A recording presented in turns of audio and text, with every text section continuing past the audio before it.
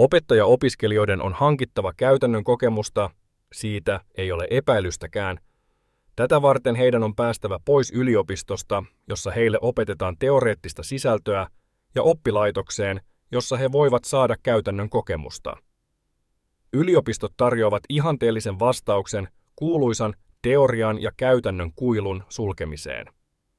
Ammattioppilaitokset tarjoavat opettajia mentoreiksi ja korkeakoulut tarjoavat opiskelijoita. Käytännön kokemus ei kuitenkaan tapahdu itsestään. Se edellyttää tiettyä rakennetta ja järjestelmää, jota puolestaan on koordinoitava. Tätä ei-triviaalia tehtävää varten yliopistossa ja joskus myös oppilaitoksessa yleensä ylimääräinen asema.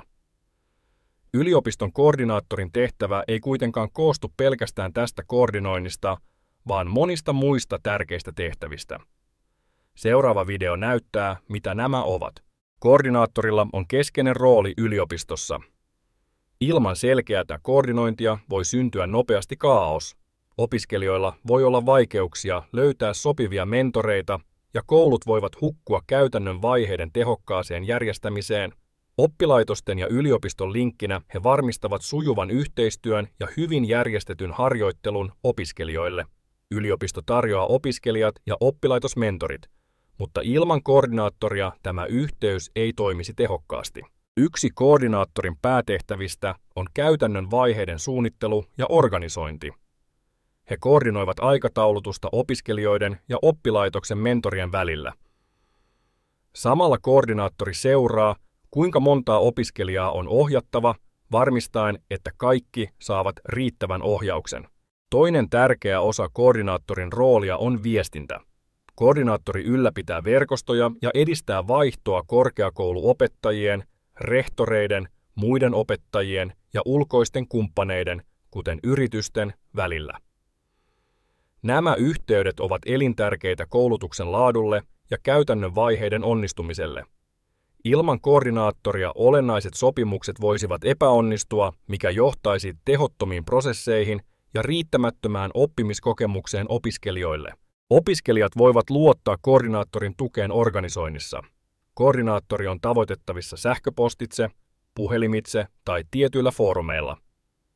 Tämän tuen avulla opiskelijat voivat keskittyä käytännön kokemuksiinsa ilman, että hallinnolliset haasteet häiritsevät heitä.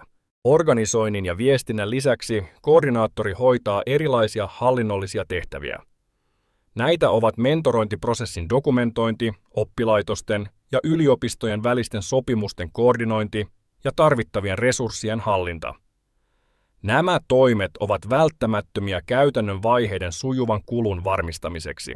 Yliopiston koordinaattorilla on osana rooliaan keskeinen rooli strategian arvioinnissa ja jatkuvassa kehittämisessä. Helpottamalla koulujen ja yliopiston välistä yhteistyötä he varmistavat, että koulutustavoitteet ovat johdonmukaisesti linjassa molempien oppilaitosten tarpeiden kanssa. He edistävät säännöllisiä palautepolkuja, keräävät tietoa nykyisten ohjelmien tehokkuudesta ja tunnistavat parannuskohteita.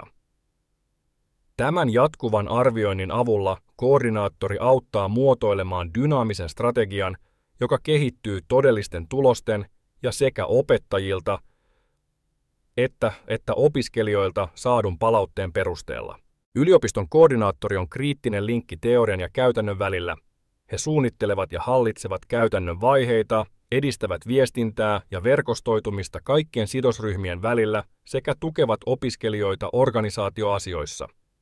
Ilman tätä koordinoivaa roolia käytännön vaiheiden saattaminen onnistuneesti päätökseen ei olisi mahdollista. Kiitos, että katsoit tämän videon.